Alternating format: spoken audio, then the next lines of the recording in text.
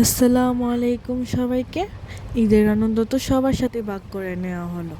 আর আমি ঈদের তৃতীয় দিন চলে গিয়েছিলাম আমার বাবার বাড়িতে। তখন আমার শাশুড়ি এবং দেবর সবাইকে দাওয়াত দেওয়া হয়েছিল, তাদেরকে নিয়ে গিয়েছিলাম। আসলে আমি যেই বাড়ির মেয়ে ছিলাম, আজ সেই বাড়িতে যাচ্ছি মেহমান হয়ে। আসলে সেই অনুভূতিটা একটু অন্যরকম ছিল। চারপাশে স্নিগ্ধ প্রকৃতি আর ফাঁকা রাস্তা যেন নিমেষেই সব ক্লান্তি দূর করে দিচ্ছিল। রাস্তার দৃশ্য ও মনোরম পরিবেশ, আমার মনে হচ্ছে আমি আমার নিজ স্থানে ফিরে এসেছি আবার। খাওয়ার সাথে সাথেই আমার বোনেরা আমাদেরকে নাস্তা দিয়েছিল।